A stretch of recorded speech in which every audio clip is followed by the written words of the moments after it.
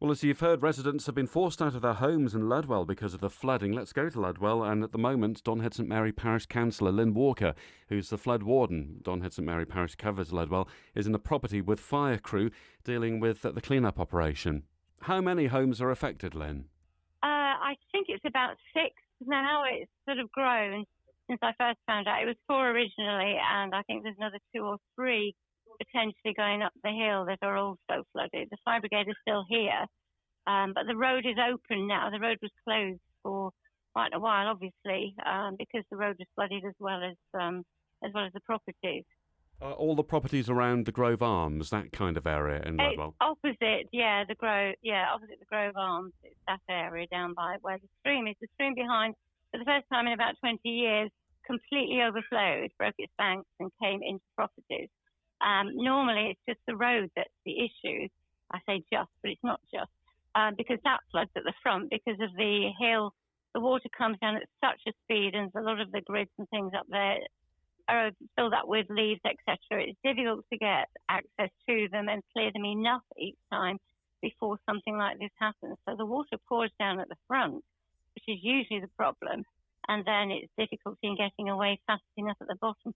But this is the stream behind, which is completely overflowed. We've got the watercress beds behind as well. They're overflowing, and all the areas around are completely sort of waterlogged. It's something that the residents for 25 years haven't seen before.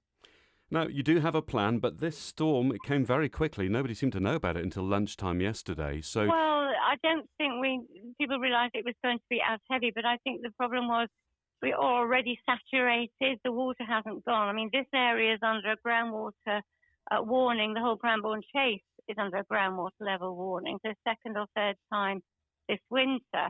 So there's already an issue there. We know the boreholes are getting pretty high. But this is the volume of water that came with such speed on already saturated ground. There's nowhere for anything to go with that kind of speed. It couldn't have gone anywhere. Gardens are completely flooded. How concerned are you that there is forecast more rain over the next few weeks? And as you say, the groundwater levels are high. It's a great concern. There's not an awful lot we can do at the moment because it's coming from the heavens. We're not able to do a great deal. But hopefully, the Grove Arms have been very helpful, hoping to perhaps get a group of residents around here together to discuss, feedback and what might be possible in future and where help might be. Because all the numbers I rang, annoyingly, were quite hard to get hold of. When I did get hold of somebody, they didn't recognise the postcode often. And so I had great difficulty reporting this. Is there a route to Wiltshire Council you would normally pursue for this sort of thing then? I did try that. One of them didn't open from 9 o'clock. One of them is now defunct, one of the numbers I've been given. And another one I did eventually get through to. Again, as I say, they didn't even recognise that postcode, unfortunately. I had to insist that it was correct many times. Looking at the people who've been affected now, what is the state of the property? Will the water recede quickly and will it be a quick fix or is it deeper? Now, in the one I'm standing in at the moment, Alison's, it's receded. It's just literally like she's mopping all her floors at the same time with a lot of water. It's receded now. It's just a clean-up operation. I say just because it's not just, is it? It's a major clean-up operation for all of these properties. They're sweeping water out onto the street. As we speak, so it is quite a serious incident.